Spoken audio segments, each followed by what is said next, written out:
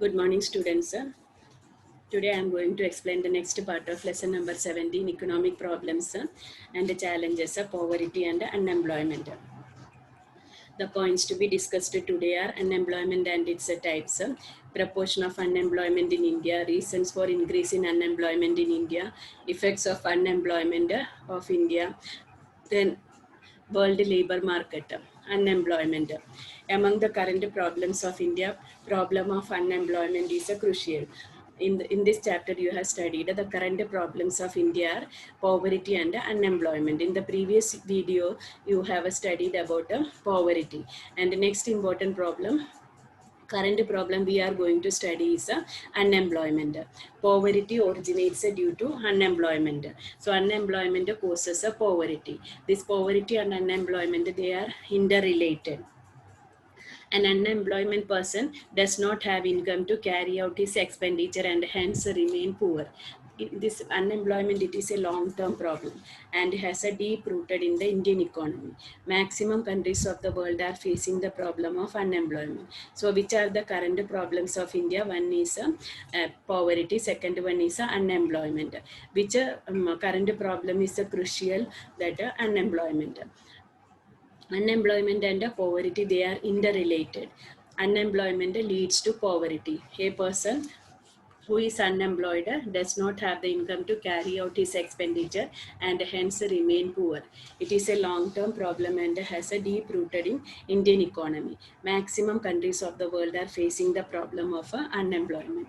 Then meaning of unemployment and its types. What is unemployment?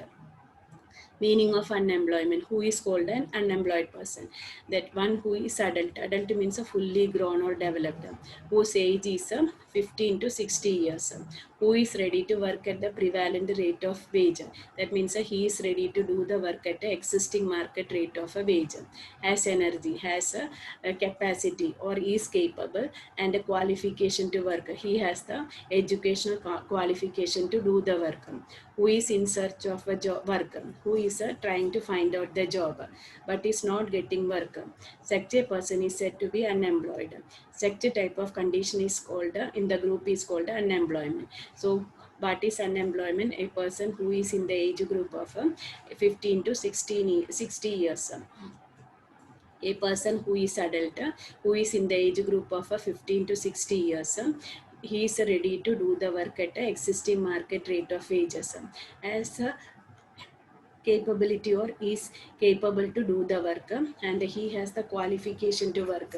He is in search of a work but is not getting work.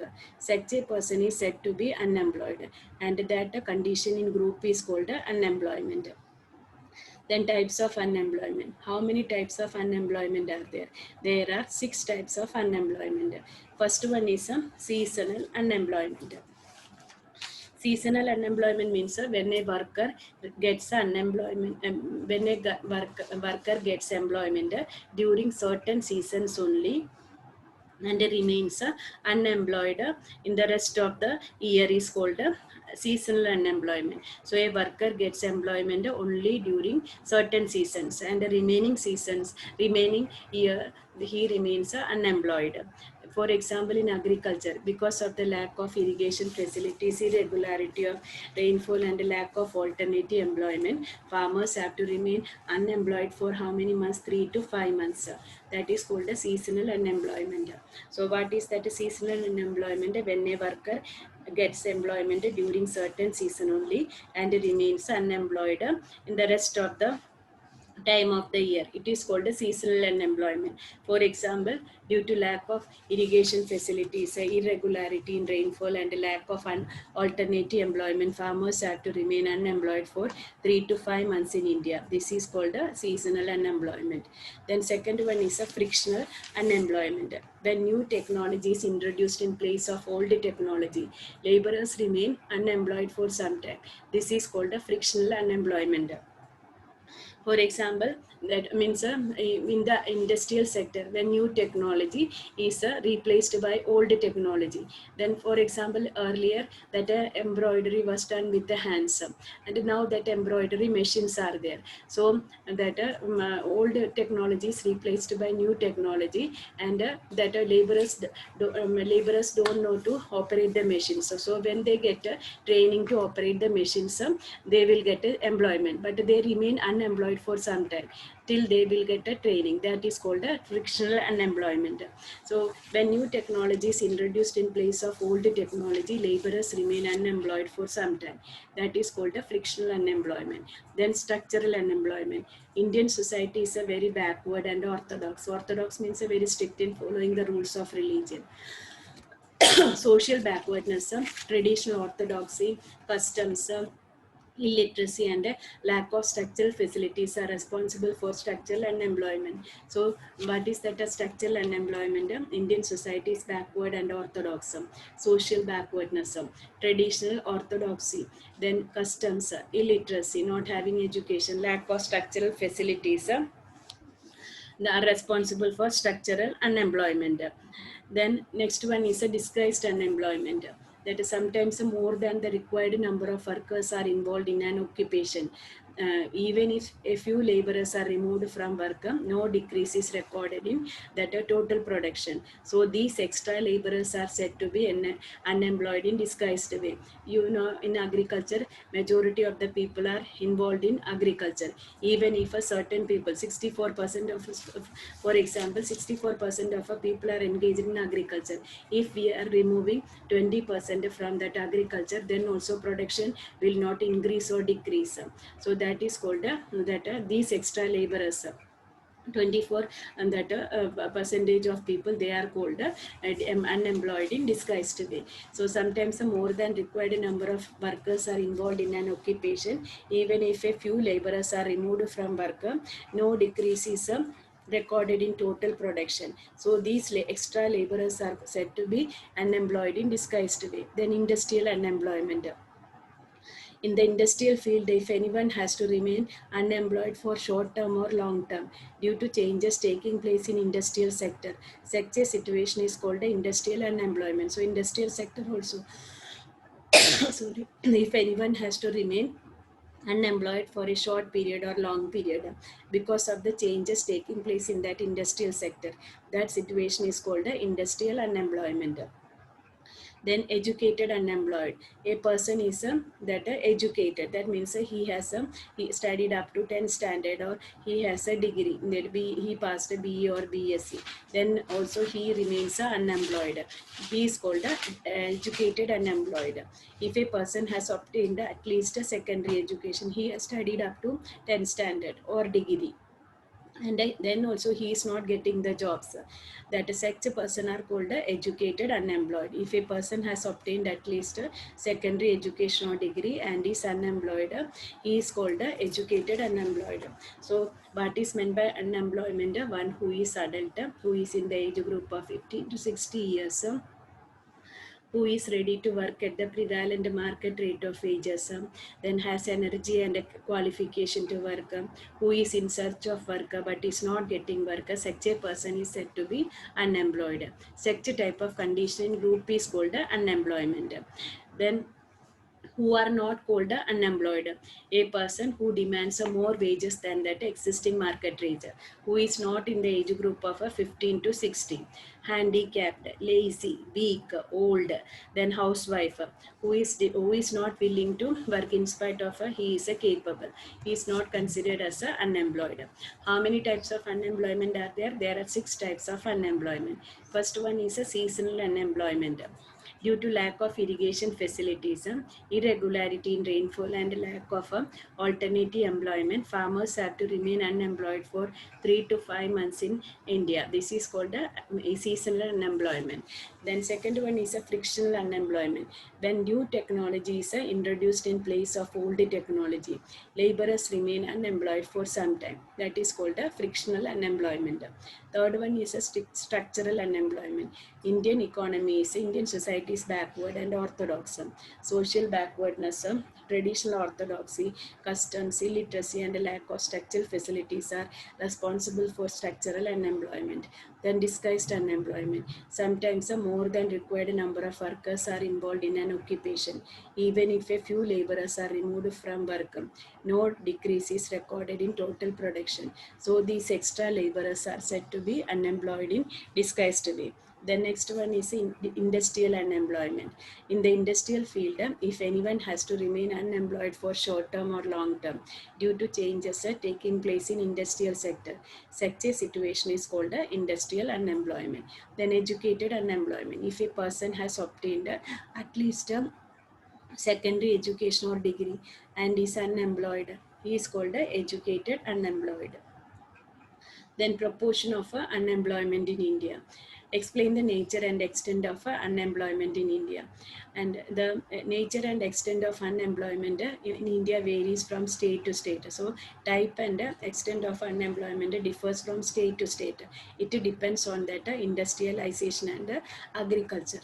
If that state is a agriculture state, then there is a more unemployed persons are there. Industrially developed states have a less unemployment. So nature and extent of unemployed differs from state to state on the basis of industrialization and agriculture.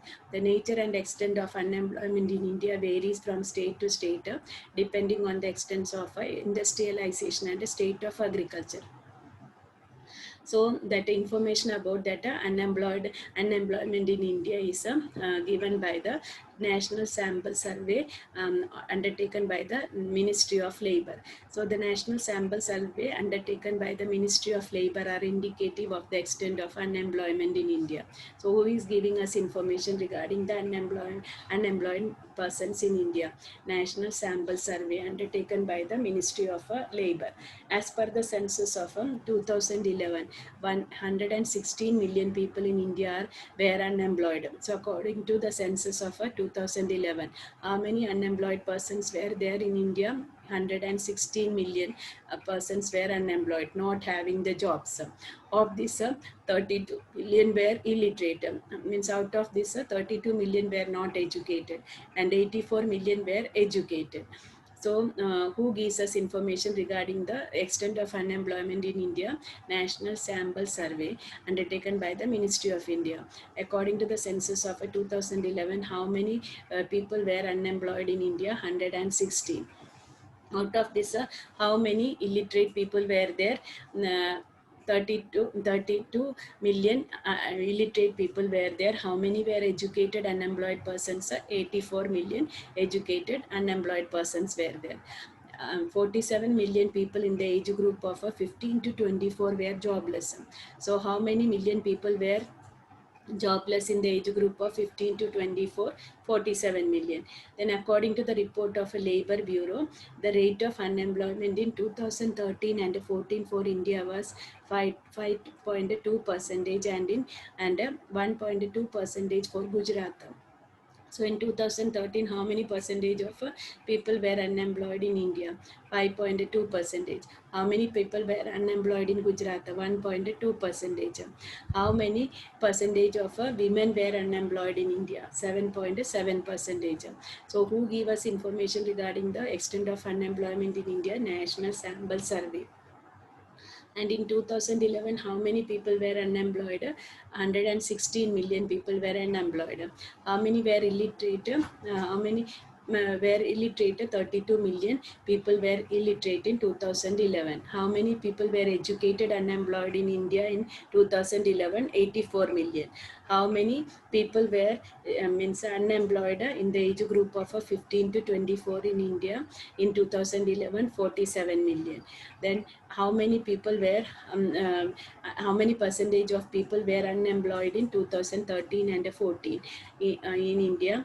5.2 percentage. How many people were unemployed in Gujarat in 2013 and 14? 1.2 percentage. How many percentage of women were unemployed in India? 7.7 percentage. And the unemployment rate is very high in which states? Sikkim, Kerala, West Bengal, Uttar Pradesh, Chhattisgarh, Jammu, Kashmir and Tripura. and that unemployment is very less in Himachal Pradesh, Haryana, Karnataka, Chandigarh and Gujarat. So in which states unemployment is very high? Sikkim, Kerala, West Bengal, Uttar Pradesh, Chhattisgarh, Jammu, Kashmir and Tripura. In which state unemployment is very less? Himachal Pradesh, Haryana, Karnataka, Chandigarh and Gujarat. So that the nature and extent of unemployment differs from state to state on the basis of industrialization and agriculture. Who give us information regarding the unemployment in India? National Sample Survey. How many people were unemployed in 2011? 116. Out of this, how many were illiterate? 32 million people were illiterate. How many people were educated unemployed? 84 million. How many people were unemployed in the age group of 15 to 24, 47 million. All these in MCQs or objectives they will ask. Then how many people how many percentage of people were unemployed in 2013 and 14? 5.2 percentage in India. And how many people were unemployed in Gujarat in 2013 and 14? 1.2 percentage. How many percentage of women were unemployed in India? 7.7 percentage. In which states unemployment is very high? Sikkim, Kerala, West Bengal, Uttar Pradesh, Chhattisgarh, Jammu, Kashmir and Tripura. In which state unemployment is very low? Himachal Pradesh, Haryana, Karnataka, Chandigarh and Gujarat. Then what are the reasons for increasing unemployment in India? And the main reasons are responsible for increasing unemployment in India are, first one is increasing in population. We know no, the population of India is increasing, but according to that, job opportunities will not increase. That is the first reason, that increase in population. Second one is a theoretical knowledge. That means only bookish knowledge is having. In the schools and colleges, they are teaching the types, functions of machines, but they are not teaching us the means how to operate the machines. That is a bookish knowledge. Lack of a practical knowledge. Then lack of technical knowledge or skills.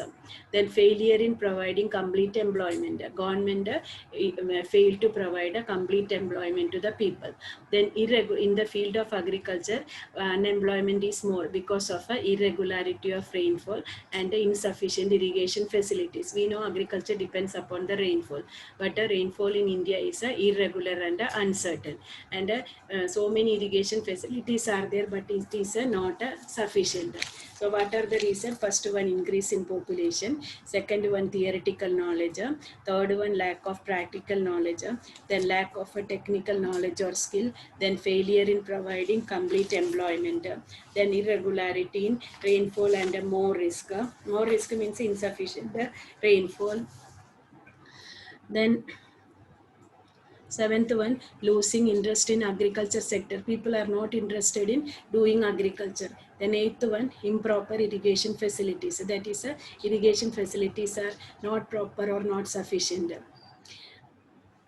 Then ninth one, lack of alternative employment during the time other than agriculture season. So means those who are doing agriculture, they cannot find other employment, alternative employment.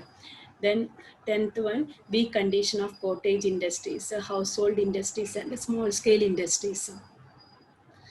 Then 11th one, caste system. Then 12th one, joint family system. That means all the members of the family living together. Then 13th one, people are forced to follow traditional business or family businesses. So people are interested in doing traditional business or family business.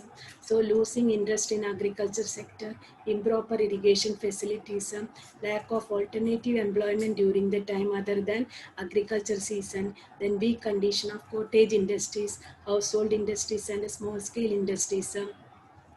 Then caste system, joint family system, people are forced to follow that traditional business or family business. Then flaws in knowledge, means a defect in knowledge, skill training and experience. Then immobility of labor, Workers, they are not ready to move from one place to another. Then flawless planning of labor. Government fails to do the proper planning of labor. Then low growth rate of industrial development. Industrial development is there, but it is a low growth, low rate. Then less rate of saving tendency. People are not interested in saving the money. It decrease in rate of capital creation. If a saving is not there, then there is a less capital creation. Then new business industry cannot be set up due to lack of investment. So they means because of the lack of capital creation, there is new business cannot be started. So what are the reasons for unemployment in India? First one is increase in population. Second one is a theoretical knowledge. Third one, lack of practical knowledge. Fourth one, lack of technical knowledge or skill. Fifth one, failure in providing complete employment. Sixth one, irregularity in rainfall in agriculture. Then seventh one, losing interest in agriculture sector. Then eighth one, improper irrigation facilities. Ninth one, lack of alternative employment during time other than agriculture season. Then 10th one, weak condition of cottage industries, household industries and small scale industries. Then 12th one, caste system. 13th one, joint family system. 14th one, people are forced to follow traditional business or family business. Then 15th one, lack of a courage to set up a new business. Then 16th one, flows in knowledge. 17th one, skill training and experience. 18th one, immobility of a labor. Then 19th one, flawless planning of a labor. Then 20th one, low growth rate of industrial development. Then 21, less rate of a saving tendency. Then what are the effect of unemployment? Unemployment is a serious and a complex problem before the Indian economy. We have seen it is a very serious problem and a complex problem before the Indian economy. Problem of unemployment is the weakest link of our planning. So which is the weakest link of our planning, that a problem of unemployment. Poverty and unemployment are two sides of the same coin. Both are interrelated. I told you, poverty and unemployment, they are highly interrelated. That unemployment causes a poverty, and unemployed person does not have the income to carry out his expenditure and hence remains a poor. If poor people do not get employed for a long time, they lose that moral and motivation to get jobs. They may also enter in illegal and anti-social activities. So what are the effect of this unemployment? So which is a serious and a complex problems before the Indian economy, unemployment, which is the weakest link of our planning, problem of unemployment. Poverty and unemployment, they are two sides of the same coin. Both are interrelated. What are the effect of this unemployment? First one is main reason for poverty is unemployment. We know now unemployment leads to poverty. A person who does not have the money, who does not have a job, does not have the income to satisfy his basic necessities, that leads to poverty. Then this challenging problem has mainly affected educated youth. So this problem, who is affecting more, that educated youth. We have seen educated unemployed persons are more in our country. So it has a bad effect on that educated unemployed persons. As a result, they lost attitude towards studies. So unemployment, as a result of unemployment, they lose interest in their studies, and it has a negative effect on that social and mental conditions, and they become disappointed psychologically. Mentally, they became disappointed. So who is affecting more that unemployment, that are educated young persons. As a result, they lose interest in their studies, and it has a negative effect on social and mental conditions. They become disappointed psychologically. If they remain unemployed for a long time, they get involved in anti-social activities. example, drug trafficking, illegal activities, robberies, recurring ransom, etc. So if they are educated persons, they are not getting jobs. They are involved in anti-social or immoral activities like drug trafficking, illegal activities, robberies, recovering ransom, etc. Increase in social and economic inequality is there. So as a result of this unemployment, that there is increase in social and economic inequality. Difference between the rich and the poor increases. Difference between high and low caste increases. Class discrimination begins and falls in living standard. So difference between different classes, high, rich and the poor increases, and that leads to that deterioration in that living standard of the people. When price rise joins unemployment. So means if unemployment is unemployment results into that price rise, condition of the poor and unemployed become narrowing and pathetic. So when price rises, then what happens? The condition of the poor people becomes very pathetic, sympathetic. He turns towards narcotic, drugs and other addictions. So he started taking drugs and became addicts to that other things.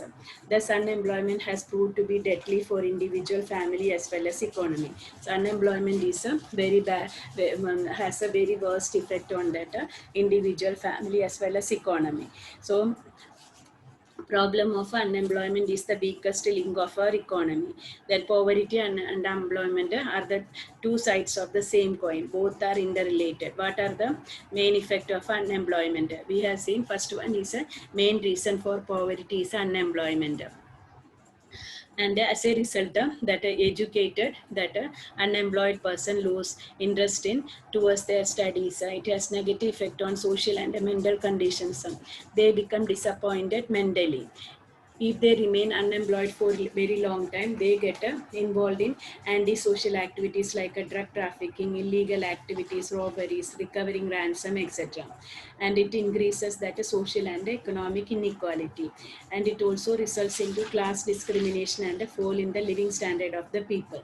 And when during that period of prices also increases, the condition of a poor and unemployed persons become sympathetic, and he turns towards, he started using that narcotic drugs and other addictions. He became addict to that drugs.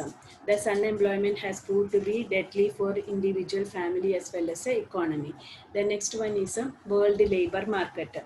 World labor market means exchange of laborers is there among the nations of the world. It is called the world labor market. So that laborers are moving from one country to another in search of jobs. That is called the world labor market. When exchange of laborers take place at international level, that is among the nations of the world, it is called the world labor market. When laborers migrate from one country to another for employment, so workers are moving from one country to another in search of employment, business, training or higher education. It is called a movement of labor at the international level. So exchange of laborers among the nations of the world is called the world labor market. And nowadays we know many Indians are moving to foreign countries in search of jobs, business, training, higher education. That is called a world labor market or movement of labor at the international level. Workout of brain power for educational knowledge, higher technical knowledge and skill development in search of a more income, more facility, better job is a brain drain or migration at an international level. So people are moving out from one country to another in search of education. Then some people in order to get a more technical knowledge, in order to develop their skills. Some people are moving in order to get earn more money, that in order to get more facilities for better jobs.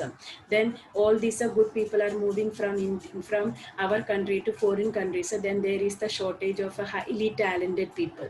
That is called a brain drain. Because of increasing social status, it's recently country-wise mobility of labor become popular in a worthy manner. So means if a person is living in foreign countries, he has a more status in the society. Because of that, we can see that large number of people are workers are moving to other countries. as a result of migration to other countries or due to permanent settlement of intelligent and talented people, we have spent a lot of money on them, facing a great flow of personalities having talent and intelligence, technical knowledge and a scientific attitude. So that because of a migration to, as a result of migration to other countries or due to permanent settlement, means some people are moving to other countries and they are settling there. And that especially that highly talented people, they are after completing their education here, and then they, for higher education they are moving to other countries. So the country has already spent a lot of money on them, and when they are getting high qualification, they are settling in the country where they got that higher education. So we are lacking such intelligent, technically advanced people and scientific and people having scientific knowledge. As a result of globalization and liberalization, a new situation has started arising in our economy. We have seen because of a globalization and liberalization. Globalization means any person can move from one place to another. Any person wanted to start his business in other countries, he can do so.